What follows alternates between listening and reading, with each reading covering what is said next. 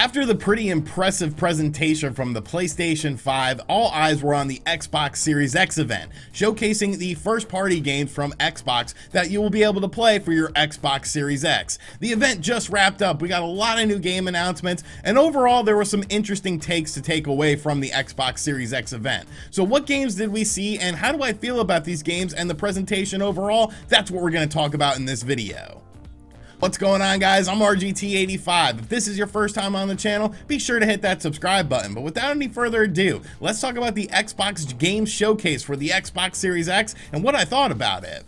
So to kick things off, they had a pre-show event that showcased some upcoming games for the Xbox One and Xbox Series X, and one of the games that really caught my interest was a game called Balan Wonderworld. Now this game honestly looks a lot like Knights, and I am a big fan of Knights, so it should come as no surprise that I was very excited for this game. Now the reason it does look a lot like Knights is because Yuji Naka, who is the creator of Knights, is actually involved in this game. It is a Square Enix published 3D platformer that I think looks really good. This is a game that probably should have been in the main presentation, I feel, because I really like the vibe and I really like the atmosphere of this game. I thought the artwork looked absolutely fantastic, and really a lot of those boss characters looked a lot like Knights characters. But like I said, there were some other games that were talked about during the pre-show, but really the main show was what everyone was looking forward to, and they definitely started out things in a very big way with Halo Infinite. No sort of glitz and glamour, just some raw gameplay footage of Halo Infinite, and there's a lot of changes coming to the Halo Infinite campaign as opposed to previous Halo games. One of the main things is to how the game itself actually plays out. It's more of an open world experience where you have a map and there's objectives on the map that you have to go to. It's obviously very different than what we've seen in previous Halo games beforehand. Usually they were very linear experiences, but this is definitely making it a more open world experience. There will be sprinting available at any time during the campaign, and there's a grappling hook. Now we actually talked about this grappling hook yesterday on the channel because of some artwork that was showcased for Halo Infinite. It appeared that there was going to be a grappling hook utilized in this game, and there definitely is. You can use it to grab enemies, you can use it to traverse through the landscape that you're in, and use it to grab various items. It definitely sort of has a Doom Eternal look and feel to it in terms of how the grappling hook is going to work. They also showed off some vehicle traversal with the Warthog, and of course they showed off some combat as well. I thought the combat looked very good. You know, it looked very seamless and fluid. Some of the set pieces looked really nice that you saw in the game, but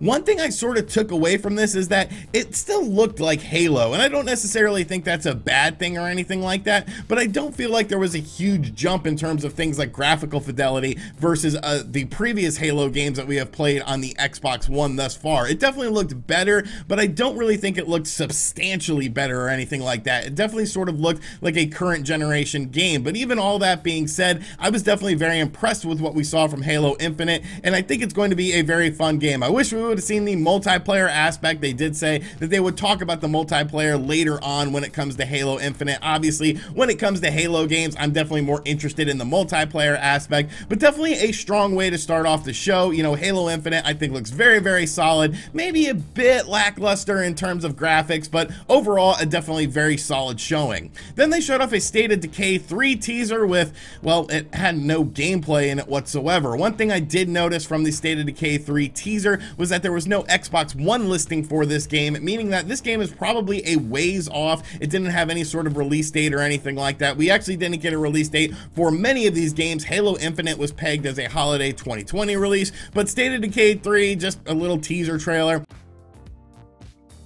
And then we got a Forza Motorsports teaser trailer as well. It said it was being captured using in-game engine. If that is the case, I think it looks absolutely fantastic. But once again, there wasn't really any sort of hardcore gameplay with this. And that's sort of a motif that we're gonna have going on throughout this entire presentation, was just sort of, there should have been a bit more gameplay. You know, if you're gonna talk about a game like State of Decay 3, you're gonna talk about a game like a new Forza Motorsports game, I feel like you should have emphasized some gameplay with this. I guess these projects are probably a bit early in the development life cycle, but you know, it is what it is at the end of the day. And then we got Everwild, which is the newest game from Rare, and this is a game that I honestly haven't been following, and this teaser trailer really didn't do anything to sort of explain what this game was about. I thought the art style was absolutely fantastic, and it looked very crisp and clean, but as far as what the gameplay entails, it didn't really do anything to sort of tell me what the gameplay was going to be like. It was once again a more cinematic trailer than what I would have liked to have seen from this, and I feel like after watching this trailer, I have to just sort of research what this game is about, more so than the trailer telling me what this game is about. Then we got a story-driven game called Tell Me Why. It honestly looks like Life is Strange. I guess the story seemed interesting, this sort of, you know, attacked by your mother thing. Was she justified in attacking you? Was she not justified in attacking you? It's definitely one of those story-driven games. I don't know how the gameplay is going to work because once again, it was a cinematic trailer, but I thought it looked interesting enough.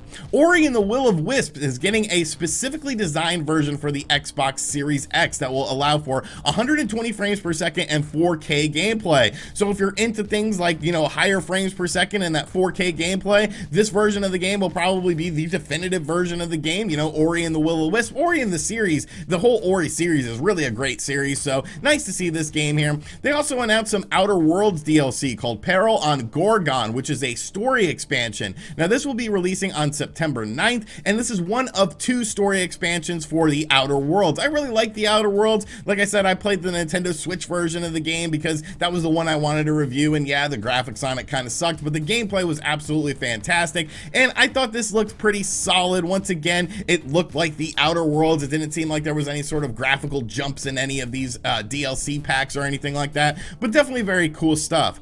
Then we got another look at Grounded, which of course is coming out in July, and you know, it's Honey, I Shrunk the Kids essentially. I think it looks pretty cool. It's definitely maybe not a huge AAA game or anything like that, but I definitely think it looks like a lot of fun, and they showed some actual gameplay from this game. I think the gameplay looks really cool, and like I said, it's basically a video game version of Honey, I Shrunk the Kids, which for whatever reason never got a video game. It's kind of strange when you think about it.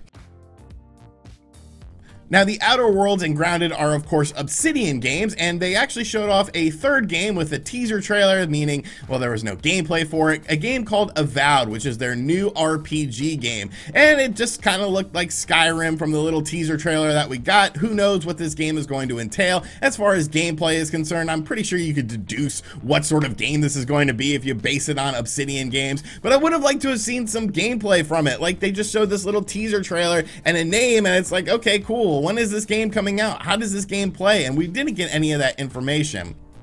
Then we got a game called As Dusk Falls, which is an interactive drama from a smaller indie studio. Not a game that I'm going to play. Once again, it didn't really show any gameplay of it or anything. It's one of those story-driven games, kind of like Life is Strange or the aforementioned Tell Me Why. I guess if you're into those kind of games, that would have been kind of interesting. We also got a reminder of Hellblade 2. There was no new gameplay for Hellblade 2 or anything like that. They actually showcased the standard Hellblade trailer that we saw and said that there's going to be some stuff coming up in the future for the game, but nothing to talk about really then and there.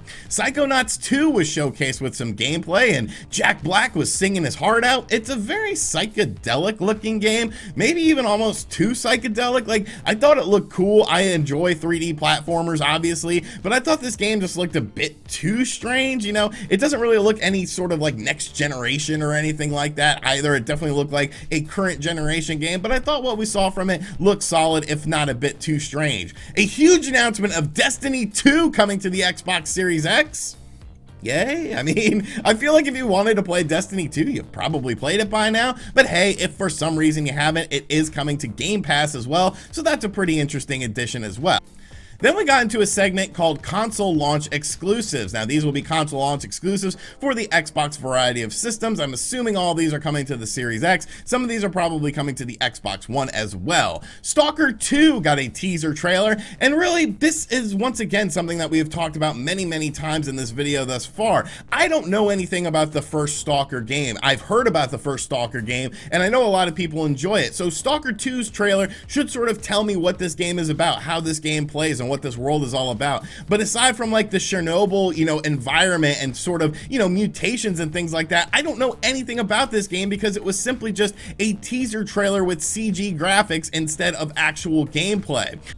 We also got Warhammer 40K Darktide with a teaser trailer, and once again, just like the Stalker 2 trailer, this isn't a franchise I'm really familiar with, and this trailer didn't do anything to make me familiar with this franchise because it was once again just sort of a cinematic trailer. They showed a new game called Tetris Effect Connected, which looks to be an online sort of Tetris style experience. Of course, Tetris 99 came out on the Nintendo Switch. I don't really like the art style that they're using for this game. They only showed a little bit of the gameplay, but I thought the art style for Tetris just looked sort of bland and boring. Like, Tetris is usually very bright and flashy, and this just didn't really look like it. But obviously there's going to be different sorts of Tetris pieces and Tetris levels, of course, so I'm sure that there's some different graphical variety, but I just thought this looked a little bit bland. The next game was actually a game that I actually really liked, and that was a game called The Gunk. Now, this is being developed by the team behind the SteamWorld Dig series, and I thought this looked really cool. It's a 3D platformer where you're essentially it's a 3D platformer in which you're essentially cleaning up gunk in the world, kind of like a Super Mario Sunshine, maybe a bit of a Luigi's Mansion sort of vibe to it because you're using a vacuum sort of thing. I thought this game looked very nice. I actually really liked this game, and I thought this game looked like a lot of fun. Then we got a gameplay trailer for The Medium, which had to be, in my opinion, one of the most impressive things from this presentation. It definitely looked like a next generation game to me, which is something that I feel like we didn't really see a whole hell of a lot during this presentation. There's two simultaneous worlds going on at once, and it looks like you could bounce back and forth between these two worlds, and everything is happening in real time in both of these worlds that will affect how you play the game. I thought this game showed a lot of promise. Obviously, we got a teaser trailer for The Medium back during the other Xbox Series X event, but I think this really sort of fleshed out the game, and it looks absolutely fantastic. I definitely got some like Silent Hill vibes from it as well. I really liked what we saw from this game, and this was one of the most impressive games that we saw during this presentation. Phantasy Star Online 2 New Genesis is coming to the Xbox Series X. I never really got into PSO, you know, it's an MMORPG. I feel like those are just absolutely huge time sinks. The game honestly looked a lot like Xenoblade Chronicles X in terms of gameplay and even like the graphics and stuff like that. Some of the set pieces even look like straight out of Xenoblade Chronicles X, which is one of my favorite games on the Wii U. So it definitely sort of piqued my interest, but knowing that it is a big MMORPG, I probably will pass on this one.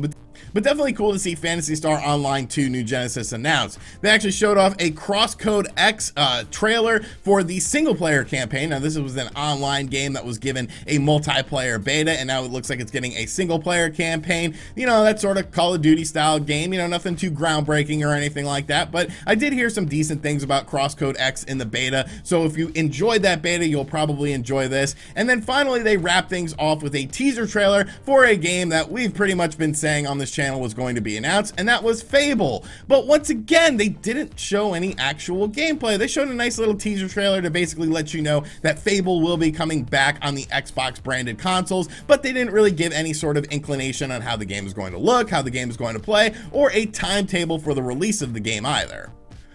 So overall, what did I think about the Xbox Series X presentation? I thought there was a lot of solid stuff in here, and I think that's sort of where I stand on this presentation. It was solid. You know, we got new game announcements from Xbox Game Studios. Now, whether those games resonate with you or not, you know, that's up to the individual. I thought a lot of these games looked really cool. I thought a lot of these games looked like games I was going to pass on. But I do have two issues with this Xbox Series X presentation. The first issue is there was way too much cinematic trailers instead of gameplay trailers. You're trying to get me interested in the Xbox brand again. You know, the Xbox One didn't do very well this console generation, so you're trying to drum up interest in the Xbox brand once again, and showing things like cinematic trailers as opposed to gameplay trailers, I feel like just doesn't do a good job of conveying the message, because you want people to know what sort of games they're going to be playing. And now that we've gotten these game announcements, it's like, well, how do these games play? What do these games look like? Even someone like me who follows video games for a living, a game like Stalker 2,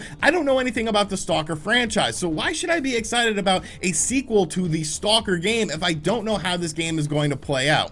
But I think the biggest takeaway that I had from the Xbox Series X presentation was they did not do a good job of trying to get me to want to buy an Xbox Series X, and that's just something that just absolutely baffles me. You have a game like Halo Infinite that is going to be on the Xbox One and the Xbox Series X. Why would you not showcase some side-by-side footage advantage of the game running on the Xbox One versus the Xbox Series X. Give me that reason to want to upgrade to the Xbox Series X. Show me this gap that's going to be in the games, because that's what a lot of people are sort of held up on right now, is the fact that all of these games that we're talked about, well, at least the vast majority of these games are going to be available not only on the Xbox Series X, but the Xbox One. So show me a reason to want to buy this brand new console. Give me a reason to want to upgrade from my Xbox One to my Xbox Series X. You say it's going to play and look better, but show me that. You know, words only do so much, and I feel like this would have been a perfect opportunity to do something like that. Overall though, I thought the Xbox Series X event was very solid, but I do have to sort of give the nod to the PlayStation 5 event as being the better overall event, because that event made me want to go out and buy a PlayStation 5. I don't really have that same sort of feeling with the Xbox Series X. Yes, it is awesome that all of these games are coming to Game Pass, and yes, it is awesome that you have finally announced all of these games, and a good variety of games as well, but the lack of gameplay shown for a lot of these games, and the fact that yes, most of these games will be available on the Xbox One as well, I just feel like you could have done a slightly better job of conveying that message of why I need to upgrade to the Xbox Series X. Overall though, solid presentation, definitely great to see Microsoft talking about games. Now it's kind of like, well, Nintendo, you kind of got to start talking about games because the other two companies are, you know, 2020 is definitely becoming a battlefield right now for the video game industry, so you might want to throw your hat in on that battle. But those are my thoughts on the Xbox Series X presentation. Let me know in the comments section down below what you thought of this event, what you liked from it, what you didn't like from it, and did this do anything to sort of make you want to go out and buy an Xbox Series X on day one. And as always guys, thank you for checking out this video. If you're new to the channel, make sure you subscribe and turn on notifications. We'll be doing a lot of PlayStation 5, a lot of Xbox Series X, and of course a lot of Nintendo Switch videos coming up in the very near future. And as always, I'll catch you guys on the next one. Later.